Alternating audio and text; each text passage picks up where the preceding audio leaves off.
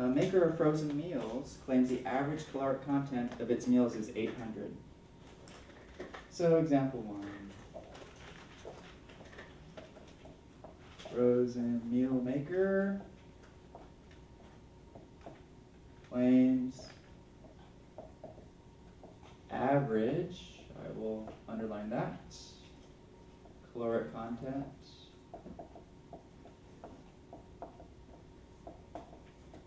of its meals is 800.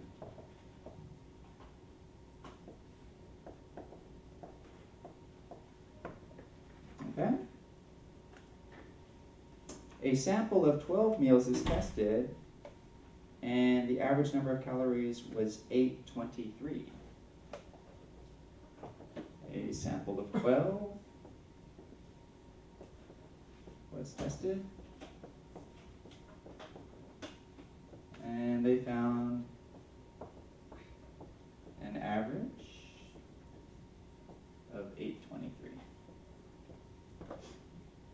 Okay, if the population standard deviation is known to be 25, test the claim at alpha equals 0.02. All right, if population standard deviation, so that sigma, is 25, test claim at alpha equals 0.02. Okay, so if I read through this problem, I'm underlining important things. Frozen meal maker claims the average caloric content of its meals is, okay? Doesn't say greater than or less than or at most or at least. It says is equal to. So average is 800. A sample of 12, so we had a sample of 12 meals that we looked at. They were tested and they found an average of 823. Okay, so that clearly comes from the sample. All right? Then it says if the population standard deviation is 25, great, because the only test that we've done so far is the z-test, and it's required that you know the population standard deviation to do it. Test the claim at alpha equals 0.02. Okay, what is my first step in a hypothesis test? What's the very first thing I do? Null and alternative. Great. So step 1, I need to know what HO is, and I need to know what H1 is. In the first sentence here, they claim the average is 800. Okay, the average, which is mu, is equal to 800. Where do I put that? Mu equals 800. Okay? We've memorized from last time that equal sign always goes with the HO, or the null hypothesis. Okay? And if you want to, you could put that that was the manufacturer's claim in parentheses. Then the alternative is not equal to 800. Great. That's the end of step 1. Does everybody agree with that? Okay? Then it's like we have dominoes, right? So once I have this domino set, what's the next thing? What does this tell me right here?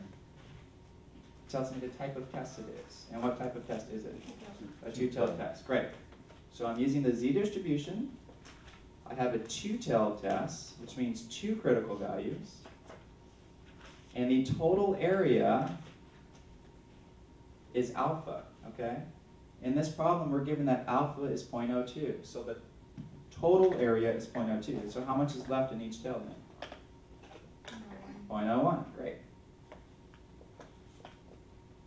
Okay, so I need to look on my z distribution table, and I need to find the appropriate z values that give me 0.01 in the left tail and 0.01 in the right tail. Okay? So I'll just start with the left tail. I'm looking in the area for the closest thing I can to 0.01. And what's the closest thing you guys can get to 0.01? So yeah, we have 0.102 and then 0.0099. So 0.0099 is just a little bit closer. So we're going to use negative 2.33. Okay, so the first critical value on the left side is negative 2.33. And that means by symmetry, positive 2.33 is your critical value on the right side. Okay? And I found that because in our chart, 0.0099 is the closest area we could get to 0.01. And that went with 2.33. Okay? Okay, and that's the end of step 2. So I did my HO, H1, step 1. I did my critical value, or values. In this case, it was a two-tailed, step 2. What is step 3? TV? TV. What does TV stand for? not television, but test value, right? Great. And what is the formula? C equals x bar minus mu naught divided by sigma divided by square root of n. Okay? I fill in all of these numbers. X bar is the sample mean. Mu naught is the claimed mu's that we have up here, the 800. Sigma is the population standard deviation that needs to be given for us to do the z-test. And then n is the sample size. Okay? So just plug in those values. X bar was 823 minus 800 divided by sigma was 25 and n was 12. Okay? Be super careful when you plug this into your calculator because you have a complex fraction, so use parentheses where appropriate. So 823 minus 800, enter, divided by parentheses 25 divided by square root of 12. And I'm getting 3.1869, so about 3. Let's just go 3.1870. How's that? Approximately 3.1870. Okay, great. And I plug my test value back onto this picture. Well, 2.33 is here.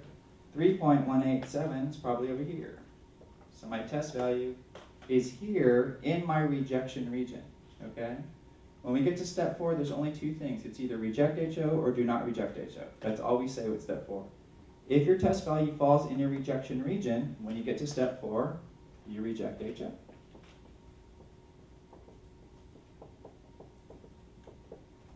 Okay? Then finally, step 5 is your summary in your own words. So if you meet somebody on the street, tell them what happened in this problem. A frozen meal maker claims that the average caloric content is 800. We tested 12 of their meals. Based on our findings, we don't agree with that. We believe this. It's not 800. Okay? Because we're rejecting the null hypothesis. We're rejecting that. So we're going with this. Okay? So, I don't know, I'll say we think they are wrong.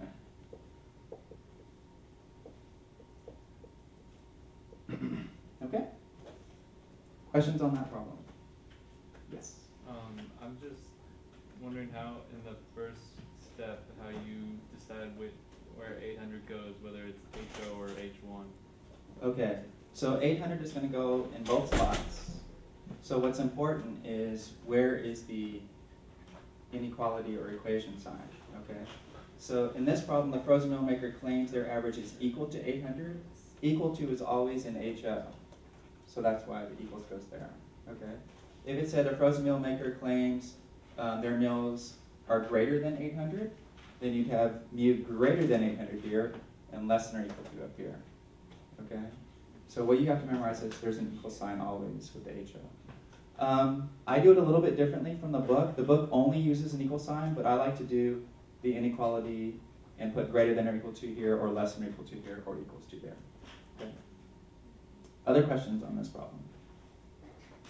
So you have to be ready for a right tail test, left tail test, or two tail test. Okay? This is Wednesday's lecture. This is part of Wednesday's problem? The Z? Yeah. This is the only test we've done so far. Yeah. Yeah, the Z test. Okay? All right. The next thing that I need to teach you is we have two types of hypothesis tests. A traditional method and then a p-value method. And you could be asked to do either in your homework or quizzes or a test. Okay, so let's take a look here. Traditional looks like this.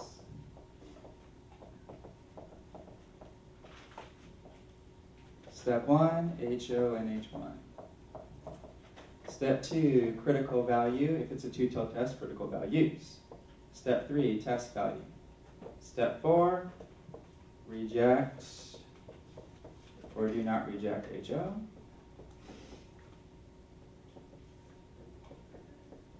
And step 5, your summary. Okay, that's a traditional hypothesis test. That's what we've done so far. We also, we have what's called the p-value method.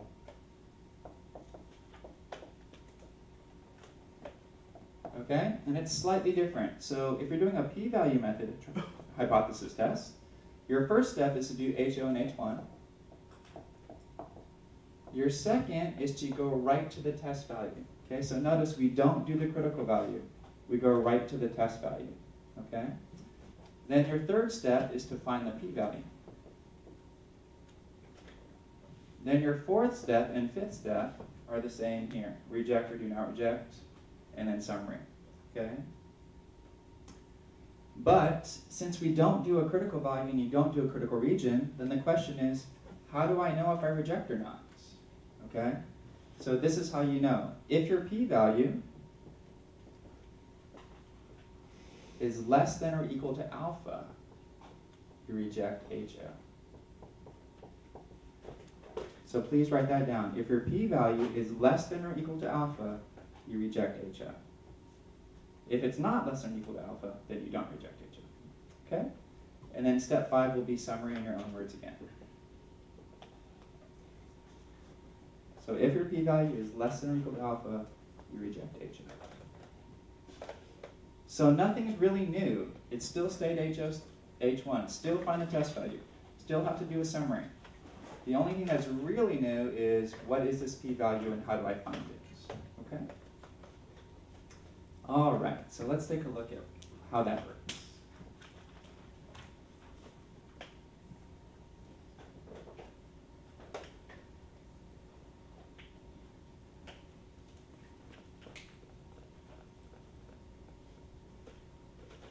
Okay, so we have 3 different tests, remember?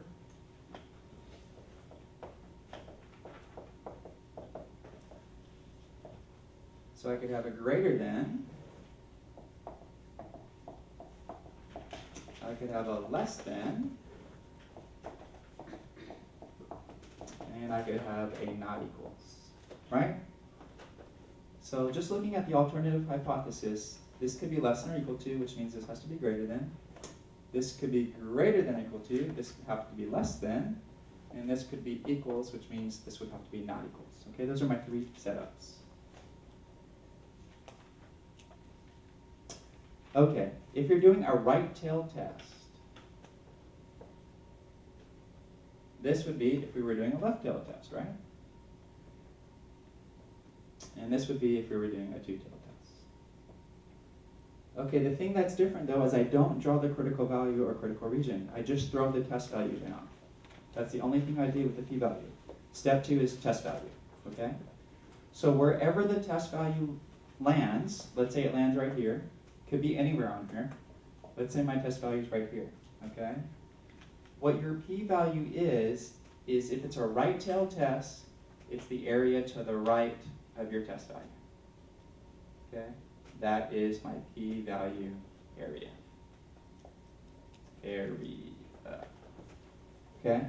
If you're doing a right tail test, the area to the right of your test value, that is your p-value area. If you're doing a left tail test, maybe my test value is way over here. The area to the left is your p-value area. Okay? So if it's a right tail test, it's area to the right of your test value. If it's a left tail test, it's area to the left of your test value. The one that's a little tricky is the third one. If it's a 2-tailed test, okay? Let's say my p-value or my test value is over here somewhere. You take whatever side your test value is on. If it's on the left side, you go to the left. If it's on the right side, you go to the right. Okay? So on this side, it's on the right side. I'm going to go to the right.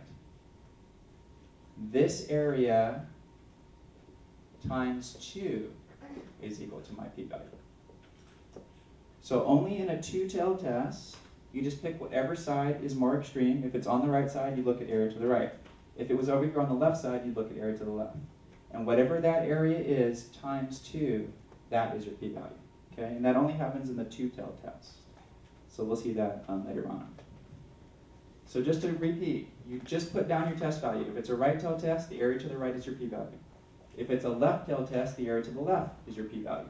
If it's 2-tailed, whatever side you're on, that smaller area times 2 is your p-value. Okay?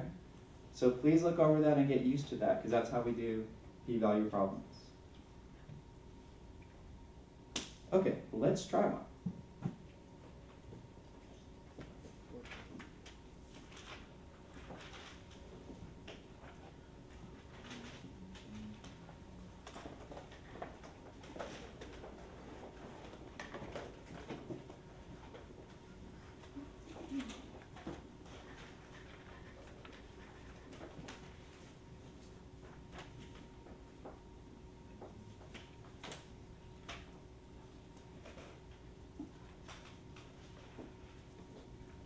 All right. A college professor claims the average cost of a paperback is greater than $27.50.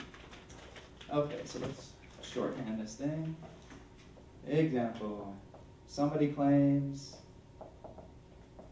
average cost of paperback is greater than $27.50.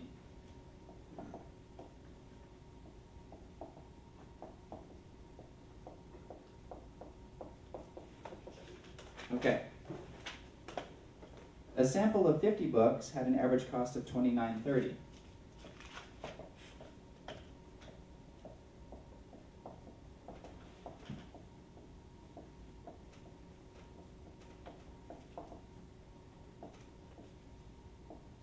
$29.30. The standard deviation of the population is known to be $5. So I'm going to shorthand that. Sigma is $5. Great. Test at alpha equals 0.05 with p-value method. Test claim at alpha equals 0.05 with p-value method. Okay, so on homework quiz or tests, if it doesn't say p-value method, then just do the traditional method that we've already done, okay? If it specifically states do the p-value method, then obviously do the p-value method. Okay, so let's do it. Step number 1, HOH1. The claim is the average cost of a paperback is greater than $27.50. Average greater than $27.50. Where do I put greater than $27.50? Bottom. Bottom. Right? Because it's greater than. So HO is less than or equal to. So this is the college professor's claim. Greater than $27.50. Okay, now in the traditional method, I would do a critical value in critical region, right? I skip that because I'm doing p-value now. So I go right to the test value. So step 2, guys, is to go right to the test value. So go ahead, plug it in. Z equals x bar minus mu over sigma divided by square root of n. Plug in those values, okay? Let's see where our test value is. That's what we want to find in the p-value method. So x bar on this problem was 29.30. Mu was 27.50. Sigma was $5. And n was 50. Okay, plug that into your calculator, super careful.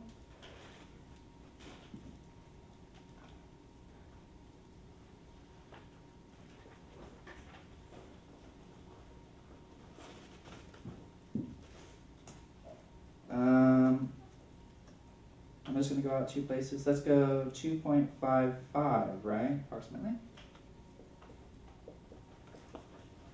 And the only reason why I'm only going out 2 places is because I need to now take this to my z-chart, and I need the area. Here's my test value, 2.55. Okay, now looking back at this, is this a right-tailed test, left-tailed test, or two-tailed test? Right. Right, okay. So I find my test value, and the area to the right is my p-value, okay? So I need the area to the right of 2.55. So I have to go into my book. There's a bunch of different ways to do this. One way is to look up 2.55. In your book, it gives you area to the left, so you do 1 minus that, okay? Or you could use symmetry and look up negative 2.55, and whatever that area is, that'll be your area, okay, using symmetry. So I think that's easier. That's what I'll do. I'm going to look up negative 2.55, and it says 0.0054. So using symmetry, this has to be 0.00542. Okay? So that is the end of step 3. The p-value is 0.0054. Step 3, p-value 0.0054. Okay, step 4. I have to determine if I'm going to reject or do not reject. The statement is, if your p-value is smaller than or equal to alpha, you reject HO. Is this p-value smaller than alpha? Yeah. 0.0054 is smaller than 0.05. Okay? So step 4, I'm going to reject HO. So I'm rejecting this, and I'm going with this. I'm rejecting this, and I'm going with this. Notice, that was the college professor's claim. So we're going with the college professor's claim. Okay? We agree with the college professor that the average cost of a textbook is more than $27.50. Okay? So according to our findings, our results, we agree with the college professor that the average of a textbook, or a paperback textbook, is greater than $27.50. Okay?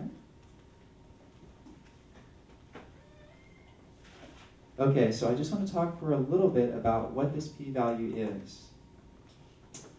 So this p-value is the actual probability of this happening, assuming that HO is true. Okay? So another way to think about that is if your probability is really, really, really small, then it's likely that HO is false.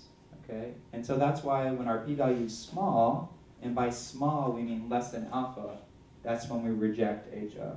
Okay? Because it's probably not true if your p-value is small.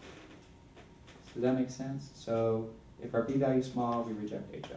Okay? That's another way to think of it. All right. As far as hypothesis tests that we've done, we've only done one so far. Okay? We've done one test. The z-test for mu. Sigma known. That is the only test that we've done so far. Okay? We've done the traditional method for it and the p-value method for it. Okay, the next test coming up will be the t-test for the mean.